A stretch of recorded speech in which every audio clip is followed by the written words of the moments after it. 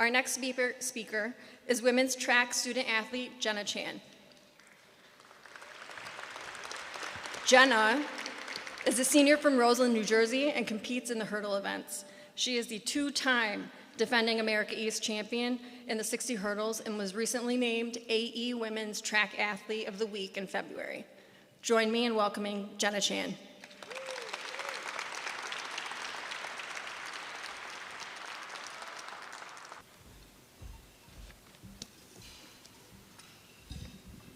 Good afternoon, everyone.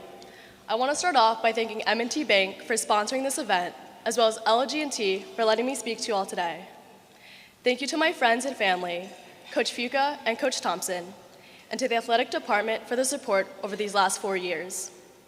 And lastly, thank you to the donors of the BBAA Women's Scholarship Fund for women's athletics here at Binghamton.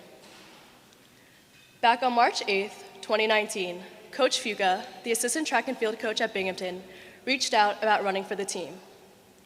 At the time, I had no intentions of running track in college because my times weren't anything special and I was set on focusing on my academics.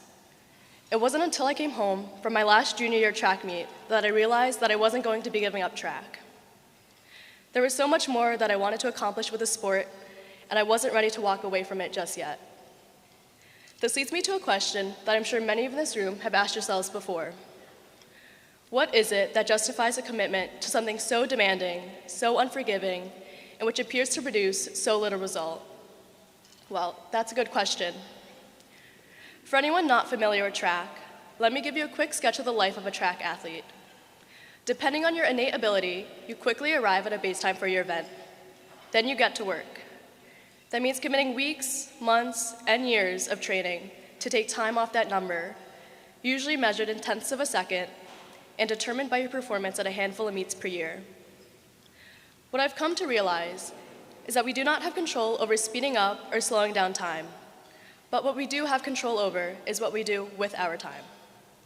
For me, that means 2 to 4 hours per day, almost every day, of physical training, plus the discipline outside of track practices and my diet and lifestyle to maintain that training, to be able to perform at my absolute best for about 8 seconds in the 60-meter hurdles.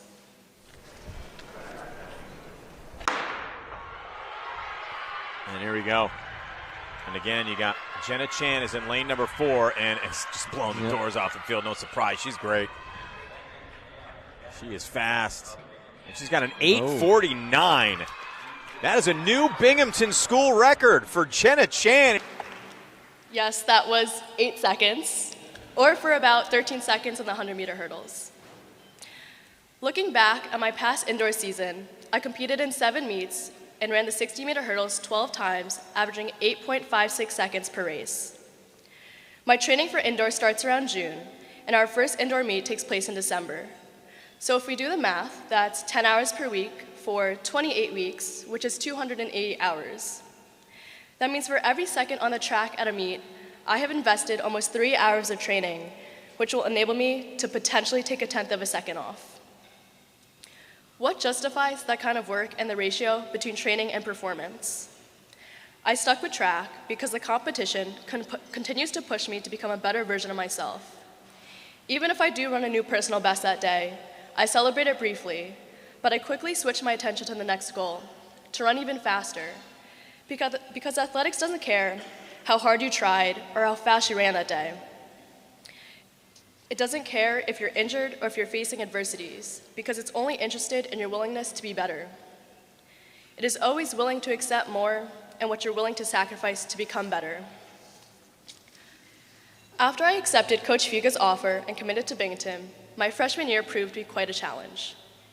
The majority of the time, I was confined to my dorm room, tested for COVID 3 times a week, and we had an unpredictable training schedule disrupted by quarantining. I had already lost my indoor track season. Outdoor season was in doubt, and when we did get the green light to compete, I was in no shape to run fast times. I ended up missing my outdoor conferences because I contracted COVID. As my freshman year came to an end, I thought to myself, what just happened? There was no way I was going to allow my freshman year to define me as an athlete.